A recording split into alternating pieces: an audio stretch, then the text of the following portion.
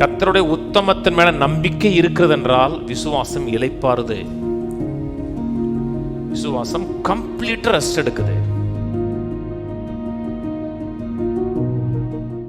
தழும்புகளால் சுகமான சொல்லி இருக்கிற பார்க்கல, ஆனா விசுவாசிக்கிறோம். என் தேவைகள் எல்லாம் மகிமையின் ஐஸ்வர்யத்தின்படி சந்திப்பான்னு சொல்லுது, பார்க்கல, விசுவாசிக்கிறோம். பார்த்துட்டீங்கன்னா விசுவாசிக்க வேண்டிய அவசியம் கிடையாது.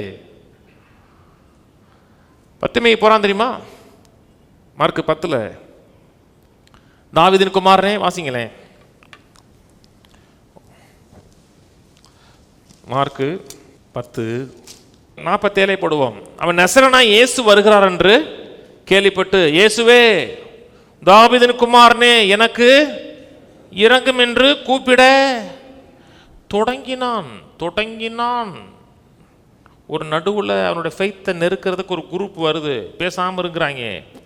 அவன் பேசாமல் இருக்கும்படி அநேகர் அவனை அதட்டினார்கள். அவனோ தாவீதின் குமாரனே எனக்கு இரங்கும் என்று முன்னிலும் அதிகமாய் சத்தமிட்டான். இயேசு நின்று அவனை அழைத்து வர சொன்னார். அந்த குருடனை அழைத்து, திடன்கொள், எழுந்திரு, உன்னை அழைக்கிறார் என்றார்கள். உடனே அவன் தன் மேல் வஸ்திரத்தை எறிந்துவிட்டு எழுந்து இயேசுவினிடத்தில் வந்தான். இயேசு அவனை நோக்கி, நான் உனக்கு என்ன செய்ய வேண்டும் என்று இருக்கிறாய் என்றார். அதற்கு அந்த குருடன், ஆண்டவரே, நான் பார்வை அடைய வேண்டும் என்றான். இயேசு அவனை நோக்கி, நீ போகலாம், உன் விசுவாசம் உன்னை ரட்சித்தது. உடனே அவன் பார்வை அடைந்து வழியில் இயேசுவுக்கு, நீ போகலாம், உன் விசுவாசம் உன்னை ரட்சித்தது. விசுவாசம் எப்பொழுதுமே சொந்தமாராட்டது. எவைகளை கேட்டுக்கொள்வீர்களோ அவைகளை எடுத்துக்கொள்கிறேன்னு விசுவாசிங்க, டேக் பண்ணுங்க. சொந்தம் மாறாட்டுன்னு இளைஞன் இருக்கு. அப்படி பாருங்க, நம்மளை பார்த்தோம்னா நம்ம தகுதியா இருக்கா அருகதையா இருக்கான்னு பார்த்தோம்னா சுகத்தை பெற முடியாது, தேவன்கிட்ட மூவ் ஆக முடியாதுங்க. லூக்கா 7ஆம் அதிகாரத்தில் இயேசு சீமோன்கிற வீட்டுக்கு போறாரு. ஒரு பரிசேயன், குஷ்டரோகியா இருந்து சுகமானவன், அவன் வீட்டுக்கு இயேசு போறாரு. அவன் இவரை வரவேற்கவே இல்லை. அந்த காலத்தில் ஒரு வீட்டுக்கு ஒரு கெஸ்ட்டு வராங்கன்னா தண்ணி வச்சு காலை கழுவணும், டவல் வச்சு துடைக்கணும். அவர் சில வீட்டுக்கு போனோம்னா அப்படி மாய் தெரியுமா, அப்படி மாய் மாடு தான் அப்படிங்க தெரியுமா. அவன் எந்த ரெஸ்பான்ஸும் காமிக்கல, உள்ளே வச்சு விருந்து நடக்குது. அவர் சீசர்களோடு பந்தி இருக்கிறார். ஒரு பெச்சார் ஸ்திரீ உள்ளே வந்தா,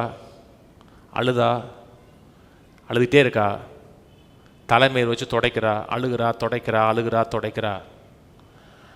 உடனே ஏசு சொல்றாரு, உன் பாவம் மன்னிக்கப்பட்டதுங்கிறார். எல்லாரும் அதிர்ச்சி ஆயிட்டாங்க. என்னடா அது, இவ தீர்க்கதரிசின்னா இவ விபச்சாரின்னு தெரியாதா? அவ விபச்சாரி தான், உலகம் அவரை புறக்கணித்து தான். ஆனால் தன்னை நோக்கி பார்க்காமல் அவருடைய கிருபையை நோக்கி பார்த்தா, பாவம் மன்னிக்கப்பட்டாங்க. அதுக்கப்புறம் விபச்சாரி கிடையாதுங்க அவ. மற்றவங்க நல்லா போயிருப்பாங்க, எல்லாரும் உள்ளே இருக்கும்போது ஒரு சோத்தோரமாக அப்படி நின்றுட்டு அப்படின்னு இருப்போம். மூவ் ஆகிறா. ஏன் மூவ் ஆகிறான்னா அவருடைய அன்மெரிட்டட் ஃபேவர் அறிஞ்சிருக்கிறா, அவருடைய இரக்கத்தை அறிஞ்சிருக்கிறா. வாசிங்களேன், லூக்கா 7ஆம் அதிகாரத்தில் 50ஆம் வசனம்.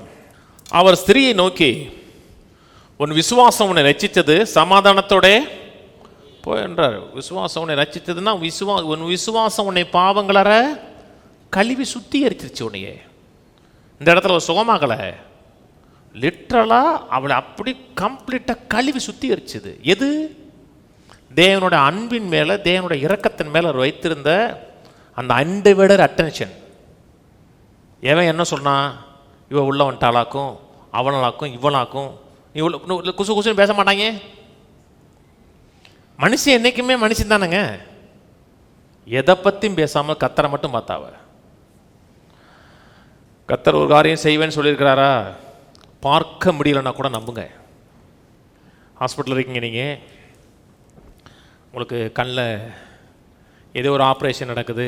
சும்மா உதாரணத்து தான் சொல்கிறேன், நடக்காது, நல்ல கண்ணில் நல்லா இருக்கும். 2 கண்ணு ஆப்ரேஷன் நடக்குது. கண்ணு திறக்கிறதுக்கு 3 மாதம் ஆகிட்டாங்கண்ணா 3 மாதம் கண்ணை தரக்கூடாது அப்படின்னு கட்டை போட்டுருக்காங்க. அந்த நேரத்தில் ஆப்ரேஷன் நடக்கும்போது சொந்தக்காரத்தை சொல்கிறாரு, எப்போ ஊரில் பெரிய மழை பெய்யுதுப்பா, நீ பாட்டுக்கு வீட்டை விட்டு வந்துட்ட, மழை பெஞ்சதில் உன் தெக்குச்சவர் வந்து இடியிற மாதிரி இருக்குப்பா, அப்படியும் இடிஞ்சு விழுந்துச்சுன்னா என்ன ஆகுறதுப்பா, உள்ள எல்லாமே போயிருமா, ஆடு மாடுலாம் போய் கடந்துருப்பான்னு சொன்ன உடனே நீங்கள் ஐயோ என்ன செய்கிறது, நம்ம போகவே முடியாதுன்னு பதறீங்க. இந்த செய்தி உங்கள் நண்பருக்கு தெரியுது. அவர் போகிறாரு, தெற்கு சவரை அப்படி இடிச்சிட்டு புது சவரை கட்டிட்டு வீட்டை ஃபுல்லாக கொத்தி அப்படியே ரெனோவேட் பண்ணிவிட்டு புது வீடாக புது பங்களாவாக நிப்பாட்டிட்டார். நிப்பாட்டி சொல்கிறார், இதை பற்றி கவலைப்படாத, இதெல்லாம் யோசிக்காத, நான் ஒழுங்காக மெடிசனை பாரு, 6 மாதம் கழித்து வீடு சூப்பராக இருக்குன்னு எல்லாம் சரி பண்ணிட்டேன், வீடு சூப்பராக ஆயிடுச்சு, மழையை பற்றிலாம் யோசிக்காத, நீ வரும்போது சில பொருள்லாம் உள்ளே வாங்கி வச்சுருக்கேன், ஜம்முன்னு இரு அப்படின்னு சொன்ன உடனே இவர் பார்த்தாரா? பார்க்கல. இன்னும் ஐயோ தெக்குச்சவரு இடிஞ்சிருச்சுன்னா வீடு பாழாக போயிருமாப்பா அப்படின்னாருன்னா இவருக்கு அவர் மேலே அவருடைய உத்தமத்தின் மேலே நம்பிக்கை இல்லைன்னு அர்த்தம். கர்த்தருடைய உத்தமத்தின் மேலே நம்பிக்கை இருக்கிறது என்றால் விசுவாசம் இளைப்பாறுது, விசுவாசம் கம்ப்ளீட் ரெஸ்ட் எடுக்குது. அதான் விசுவாசம். விசுவாசங்கிறது நம்ம நோக்கி பார்க்குறது கிடையாதுங்க. எவன் செய்வேன் அந்த உலகத்தில்ங்கிறத கர்த்தர் செய்வார். கர்த்தர் மேலே வைங்க, கர்த்தர் சொன்னதை நம்புங்க, அதுதான் விசுவாசம். அந்த விசுவாசம் நம்மை ரட்சிக்கும், அந்த விசுவாசம் அற்புதத்தை காணும்.